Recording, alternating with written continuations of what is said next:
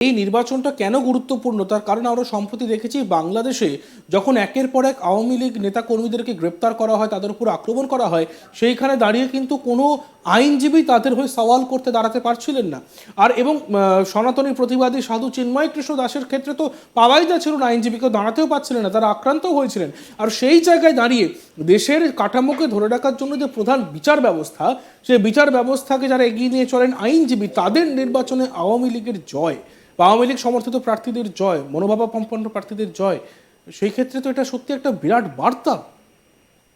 নিশ্চয়ই বিরাট একটা বার্তা। কারণ হচ্ছে দেখো, বাংলাদেশের 5 আগস্টের পর বাংলাদেশে একটা মব সন্ত্রাস হয়েছে, একটা মানুষদেরকে ধরে তাদেরকে আওয়ামী লীগ করার অপরাধে, এবং সেটা কিন্তু সরকার স্বীকৃতি দিয়ে করিয়েছে। এই সরকার যে আওয়ামী লীগ করলে তাকে মারা জায়েজ, তাকে মারা তাদের মতে আইন সিদ্ধ।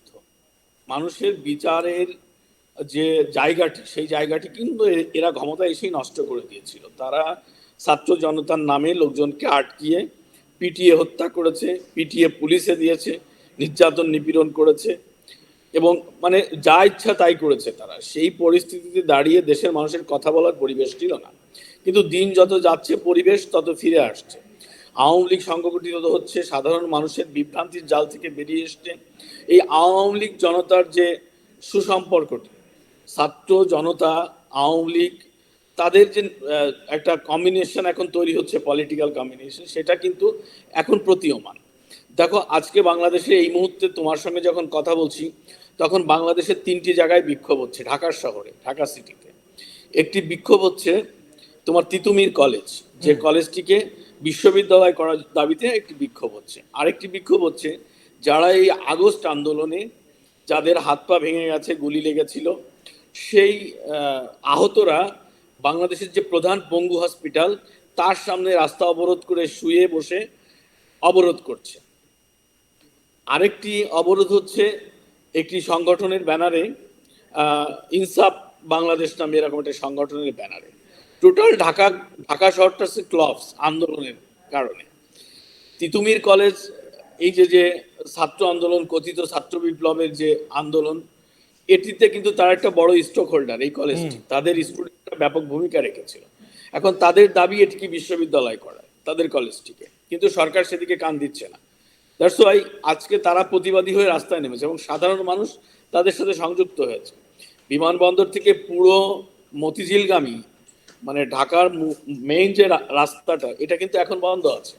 অন্যদিকে মিরপুর থেকে ধানমন্ডিগামী যে রাস্তাটা, সেটা আহত যারা আগস্ট জুলাই আহতরা, তারা বন্ধ করে দিয়েছে। ওদিকে মানে কি বলে যে south city corporation, south area যেটা, এই এলাকাটাতে ইনসাফ পার্টি নামে একটা অর্গানাইজেশন ব্লক করে দিয়েছে। সুতরাং এই সরকারের যদি ন্যূনতম জনপ্রিয়তা থাকতো, তাদের যদি ন্যূনতম মানুষের প্রতি আস্থা থাকতো, মানুষের তাদের প্রতি, তাহলে কিন্তু এরকম প্রতিদিন হতো না। এটা কিন্তু আজকের গল্প না, এটা প্রতিটা দিন হচ্ছে। সারা রাত ঢাকা বিশ্ববিদ্যালয় সহ বিভিন্ন শিক্ষা প্রতিষ্ঠানে সারা রাত ধরে ম্যারাথন সিরিজ সংঘর্ষ হয়। তো এই যে সরকার, এরা একটা জবরদস্তি অবৈধ সরকার, এবং তারা জোর জবরদস্তি করেই এই ক্ষমতায় আছে এবং ক্ষমতায় থাকতে চাইছে। কিন্তু তারই প্রতিবাদ কিন্তু আজকে আওয়ামী লীগের প্রতি মানুষের এই সমর্থন। বাংলাদেশ আওয়ামী লীগ বেশ 3-4 দিন আগে একটি প্রোগ্রাম ঘোষণা করেছে, এই মাসব্যাপী এক মানে তোমার একটি ম্যারাথন সিরিজ প্রোগ্রাম করেছে 1 ফেব্রুয়ারি থেকে 18 ফেব্রুয়ারি পর্যন্ত। গতকালকে আমরা দেখেছি প্রথম দিনের কর্মসূচি ছিল জনসচেতনতা বাড়াতে লিফলেট বিতরণ কর্মসূচি, এবং সেটি একটি সফল কর্মসূচি পালিত হয়েছে বাংলাদেশে। গ্রামে গঞ্জ থেকে আমরা খবর দেখেছি, যে খবরগুলোতে আমরা দেখতে পেয়েছি যে মানুষ জীবনের ঝুঁকি নিয়ে সাধারণ মানুষের কাছে লিফলেট বিতরণ করছে, শেখ হাসিনার যে আহ্বান, সেই আহ্বান পৌঁছে দিচ্ছে। ইভেন ঢাকা শহরের বিভিন্ন অলিগলিতে আমরা সেটি কালকে দেখতে পেয়েছি। তো মানুষের যে ঘুরে দাঁড়ানো, ধরো তুমি একটা লিফলেট আওয়ামী লীগের পক্ষ থেকে দেওয়া হচ্ছে, তুমি আওয়ামী লীগকে অপছন্দ করলে তো সেটা নেবে না, তুমি পছন্দ করছো বলে সেটা অ্যাকসেপ্ট করছো। তো বাংলাদেশের প্রত্যেকটা জায়গায় এখন আওয়ামী লীগের লোকজন যেমন নেতৃত্বের জায়গা থেকে আহ্বান জানাতে শুরু করেছে, তেমনি সাধারণ মানুষ তাদের ডাকে সাড়া দিয়ে তারা রাস্তায় নামছে, তারা তাদের আন্দোলনে সম্পৃক্ত। বেশ, এই জায়গায় দাঁড়িয়ে যে প্রশ্নটি আসে, যা আপনি আমাদের সঙ্গে থাকুন শহীদুল বাবু, এই জায়গায় দাঁড়িয়ে যে প্রশ্নটি আসে এবং যে বিষয়টি মাথাচাড়া দিয়ে ওঠে, আমরা যে বিষয়টিতে নজর রাখব সেটি হলো ইউনূস তাহলে কি এই কারণেই ভোট করাতে চাইছে না? আমাদের সঙ্গে রয়েছেন শাহিদুল হাসান খোকন, বাংলাদেশের সাংবাদিক, যিনি তার গোপন ডেরা থেকে আমাদের সঙ্গে কথা বলছেন। তার কাছে আবার ফিরবো আমরা। শাহিদুল দা, এই কারণেই কি ইউনূস নির্বাচন করতে ভয় পাচ্ছেন? নির্বাচনে ভোটের যে পারসেপশন, আমি একটি পরিসংখ্যান, আমার কাছে একটি পরিসংখ্যান আছে, ভোটের পরিসংখ্যান। বাংলাদেশের সবচেয়ে বৃহত্তর রাজনৈতিক দলটি আজ অবধি পর্যন্ত বাংলাদেশ আওয়ামী লীগ। নিরপেক্ষ বা নিরপেক্ষ জায়গা থেকে যদি সত্যিকার অর্থেই ভোট হয় এবং সেই ভোটটি যদি বাংলাদেশ আওয়ামী লীগের লোকজন বা তাদের সমর্থকরা যদি ভোট দেওয়ার সুযোগ পায়, তাহলে সেই ভোটে আওয়ামী লীগ, বাংলাদেশ আওয়ামী লীগ নিরঙ্কুশভাবে এই মুহূর্তে পাশ করে ভোট পেয়ে, নিরঙ্কুশ ভোট পেয়ে তারা কিন্তু ক্ষমতায় আসীন হবে। আচ্ছা, এই ব্যাপারটা কিন্তু পরিষ্কার এই মুহূর্তে বাংলাদেশের প্রেক্ষাপটে।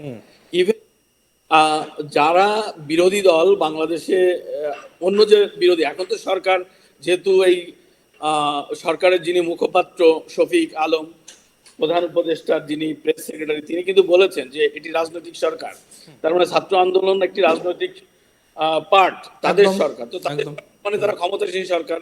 তো তার বাইরে যারা বিরোধী দলে আছে, আওয়ামী লীগ, বিএনপিও আজ বিরোধী দল, জামাতও যদি বলা হয় বিরোধী দল, তো যে বিরোধী দলগুলো আছে তাদের মধ্যে সবচেয়ে জনপ্রিয় দল আওয়ামী লীগ, এটা নিয়ে কোনো ডাউট নেই, কেউ বলতে পারবে না। আওয়ামী লীগ, আমি একটু পরিসংখ্যানটি তোমাকে জানাই। নিশ্চয়ই। যে 1996 সালের যে নির্বাচন, আমি 96-এ যে নির্বাচনে বাংলাদেশ আওয়ামী লীগ 75-এর পরে শেখ হাসিনার নেতৃত্বে প্রথম রাষ্ট্র ক্ষমতায় আসে, সেই নির্বাচনটিতে 146টি, বাংলাদেশের 300 সংসদীয় আসন, এর মধ্যে 146টি আসন পেয়ে তারা নির্বাচিত হয়েছিল এবং তাদের গড় ভোট ছিল, ভোটার সংখ্যা ছিল 37.44%, 37.44%। এবং এরপরে 2001 সালে নির্বাচন, যে নির্বাচনটি আওয়ামী লীগ ফেল করেছিল, বিএনপি এবং 4 দলীয় জোট, বিএনপি সহ